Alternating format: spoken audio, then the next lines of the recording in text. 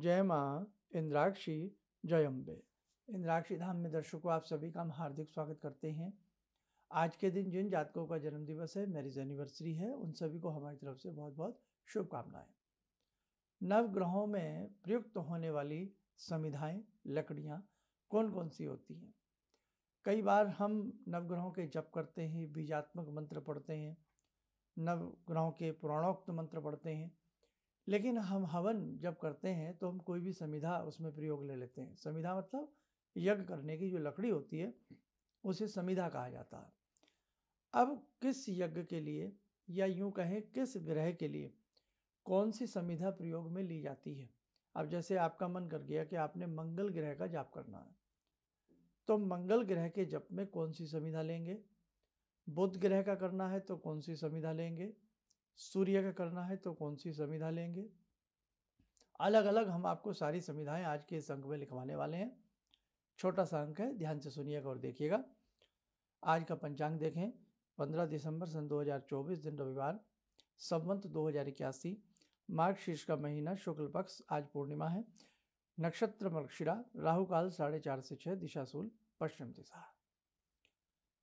अब यदि हम सूर्य का कोई वेदोक्त मंत्र पढ़ रहे हैं या सूर्य की कोई विशेष साधना कर रहे हैं या हम सूर्य का कोई बीज मंत्र पढ़ रहे हैं केवल सूर्य ग्रह से संबंधित, तो हम उसी के ग्रह से संबंधित उसी ग्रह की यदि समिधा हवन में यज्ञ में प्रयुक्त करते हैं तो हमें विशेष प्रकार का लाभ अवश्य मिलेगा।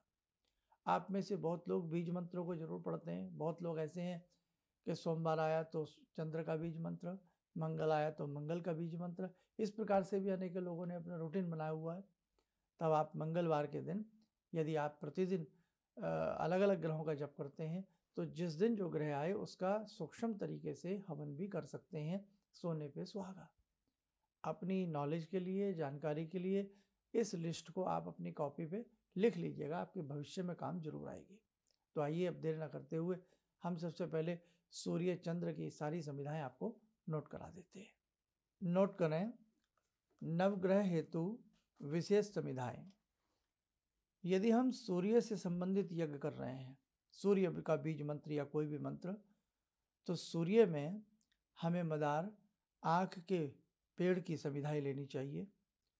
चंद्रमा के लिए पलाश की समिधाएं, मंगल के लिए खैर खदीर की समिधाएं, बुध के लिए पुटकंडा जिसे हम अपामार्ग भी कहते हैं, अपामार्ग की समिधाएं, बृहस्पति के लिए, गुरु के लिए पीपल की समिधाएं, शुक्र के लिए गूलर की समिधाएं, शनि के लिए शमी वृक्ष की समिधाएं, राहु के लिए दूब जो घास होती है, राहु के लिए दूब, और केतु के लिए कुश प्रयुक्त में आता है। जब भी हम यज्ञ करें, हवन करें अपने घर में सूक्ष्म रूप में या किसी से हम करवा रहे हैं, कि आप चाह रहे हैं कि हमारे घर में आज हम सूर्य का करें, चंद्र का करें, मंगल का करें या जो भी करें, तो इन्हीं समिधाओं को प्रयोग में लिया करें। और कई बार आप विशेष प्रकार के जब यज्ञ करते हैं तो उसमें आम की समिधाएं आप भले ही प्रयोग में लाते हैं, लेकिन जब एक नवग्रहों की बारी आती है तो नवग्रहों की एक एक समिधा भी उसमें डाली जाती है। तो वहाँ राहु के लिए दूब ही समिधा मानी जाएगी, लकड़ी मानी जाएगी, और केतु के लिए कुश जो होता है बड़ा पवित्र होता है, वो केतु के लिए माना जाएगा। एक नियम जरूर आप करके देखें, यदि जीवन में बहुत सारी समस्याएं आपको कौंध रही हैं या आपको लगता है कि आपके ग्रह कमजोर हैं, किसी ने आपको बताया है, अपनी कुंडली आपने दिखाई है या हाथ की रेखाएं आपने दिखाई हैं, तो आप महीने में एक बार एक ग्रह का जाप करें और फिर उसकी समिधाओं से ही उसका सिंपल तरीके से कपूर से और घी से अग्नि प्रज्वलित करके हवन कर लें। ऐसा आपका 9 महीनों में सारा कर्म पूर्ण हो जाएगा।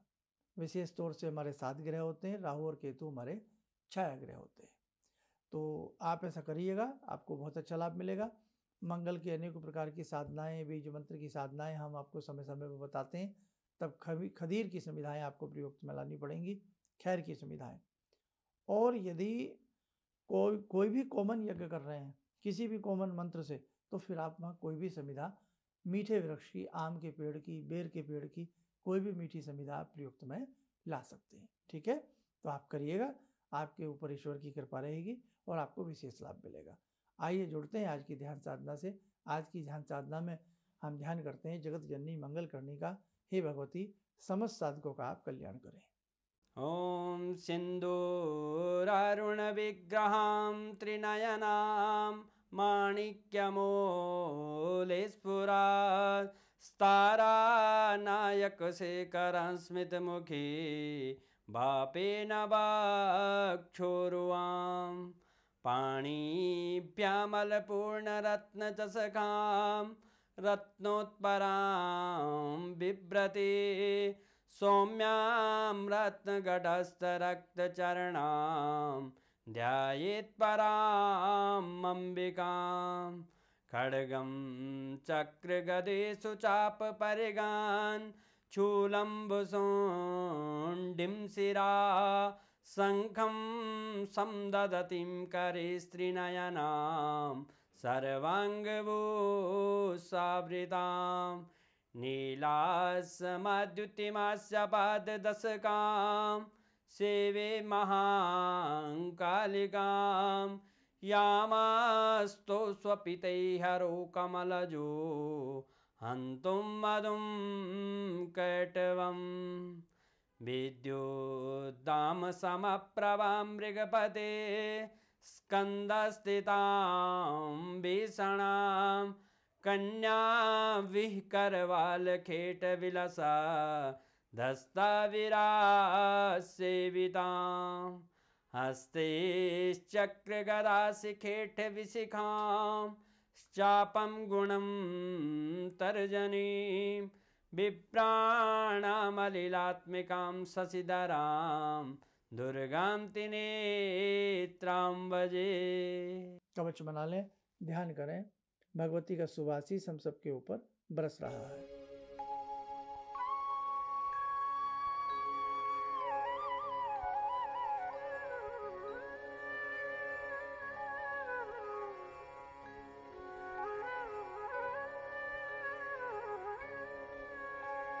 ओम बोलते हुए नेत्र खोलें, सामान्य हो जाए। और देखो साधकों, समय समय पर ये छोटी छोटी जानकारियां हैं, लेकिन ये आपके बड़े काम की हैं। तो इन सब चीज़ों को आप अपनी डायरी में, नोटबुक में नोट कर लिया करें। आने वाले समय में हम कुछ और प्रकार की ऐसी सीरीज आपके संग जोड़ने वाले हैं जो आपको ज्योतिष के क्षेत्र में लाभ देंगी, कर्मकांड के क्षेत्र में लाभ देंगी और अन्य बातों में आपको लाभ विशेष प्रकार का प्राप्त होगा।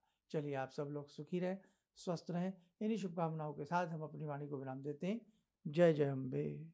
भगवान से जुड़ो, और भगवान से जुड़ने का जरिया आपने बताया, बहुत अच्छा लगा, बहुत धन्यवाद। और सनातन धर्म को जिंदा रखने के लिए आप जो प्रयास कर रहे हैं वो बहुत सराहनीय है। हम लोग को मौका मिला है, हम लोग भाग्यशाली हैं जो आपके करीब आने का हम लोग को मौका मिला है। किसी भी समस्या के समाधान के लिए मिले प्रसिद्ध हस्तरेखा एवं वास्तु विशेषज्ञ प्रोफेसर धर्मेंद्र शर्मा जी से।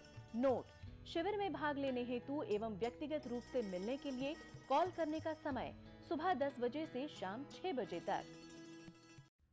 हमारे विभिन्न ज्ञानवर्धक कार्यक्रम देखने के लिए आप हमें अभी सब्सक्राइब करें, बेल आइकन को प्रेस करें ताकि आप देख सकें हमारा कार्यक्रम सबसे पहले। और अधिक जानकारी के लिए फेसबुक पेज को लाइक करना ना भूलें।